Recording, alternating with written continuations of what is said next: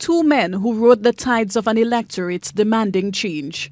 They both have a business background and vowed to use that experience to create jobs, spur private sector growth, and put money in citizens' pockets.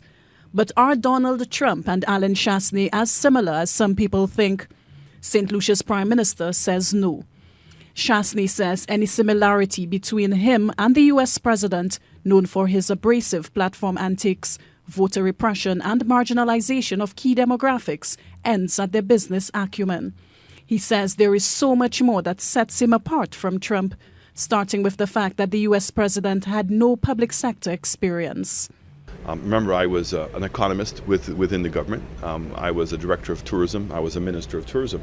So actually my experience within the public sector is substantially more so. So I've not come into here, I believe, unrealistic. I mean, I understand what the strengths and the weaknesses of the public sector are. I believe I do know how to work with the public sector. And so therefore I have that benefit. And even in terms of world affairs, as Minister of Tourism and being a member of a cabinet for 5 years, as Director of Tourism, even when I was at Air Jamaica was still a quasi-business private public sector agency, so I worked very extensively with the government of Jamaica. One similarity Chastanet is embracing has less to do with personality traits and more with the context in which both he and the U.S. President were elected. He says both the St. Lucian and U.S. electorate were hungry for change. The fact is, Mr. Trump would not have been successful if there was not a sentiment within the population that they want to change. And I think that that's another good comparison is that we were elected on the basis of change, building a new St. Lucia, and that it cannot be business as usual, and that there has to be a more of a business approach to what we're trying to do in terms of sustainability. As for his views on a Trump presidency, Chastanet says if the U.S. leader can grow the economy in excess of 4% as he has pledged to, it will be good news for the world.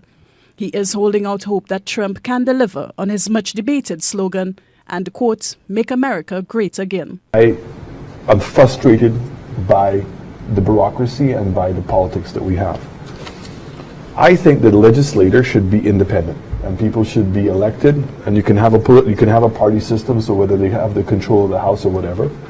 And I think it should be the responsibility of the legislator to hire a CEO who's actually going to run the administration of the government. And that CEO will also have VPs of all the different ministries. And that if in fact that person is not performing, the legislator fires him. Reasons why government shouldn't be run like a business.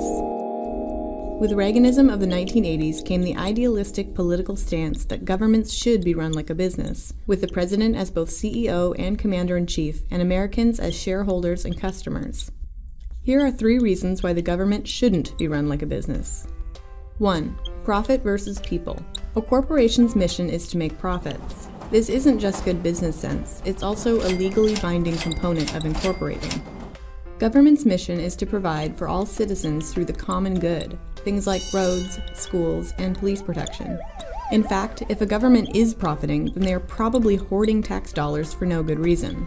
Microsoft may be smart for keeping $36.1 billion in cash and liquid short-term investments, but the government would be letting people down if they sat on that much money and weren't using it to keep the country running. 2.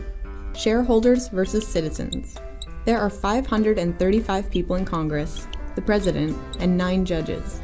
All of these politicians and judges answer to over 300 million Americans. That's a lot of decision makers, but it's this system of checks and balances that works to ensure each person's voice is heard. It isn't perfect. Lobbyists, special interests, and corruption still exist, but consider the alternative. As a minor shareholder in a major company, you wouldn't even have the opportunity to vote on major business decisions, like whether or not to remove a failing CEO. 3. Customers versus constituents. Companies have the luxury of dumping a line of business because it isn't profitable, or choose to streamline their offerings to serve just one sector of the population. Government agencies do not have this option. This is a good thing. Imagine if Apple ran the government. Fire and police departments would only answer calls to the homes of 20-something hipsters. We'd all have to use iTunes to file our taxes, and all legal disputes would be resolved at the Genius Bar. It would be horrible. And the most alarming statistic of all, Mr. Speaker, was that the debt to GDP ratio will exceed 90% by the end of March 31st, 2021. Mr. Speaker, these numbers speak for themselves, and Mr. Speaker, clearly show an economy in crisis and in danger of becoming a failed state. Mr. Speaker, St. Lucia finds itself in uncharted territory, and it appears that we are knocking on the IMF door. We've borrowed almost $500 million in 3 months. You borrowing too much money?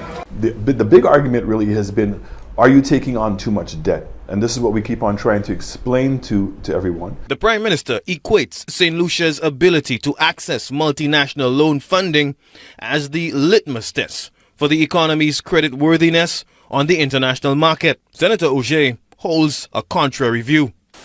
So it's not sustainable. And what will give us comfort is to know that whatever situation we are in, 3 billion, 4 billion, 5 billion, it really doesn't matter. The question is it sustainable? And it is not everything that you can do, that you should do. So to go and borrow more money, we've borrowed almost $500 million. Mr. Speaker, the government has borrowed over $400 million this year. It has borrowed over $400 million this year, Mr. Speaker. Mr. Speaker, the government boasts again, the member about is using information to mislead the House. How much you borrow doesn't mean that it's attributing and going towards the debt of the country. What?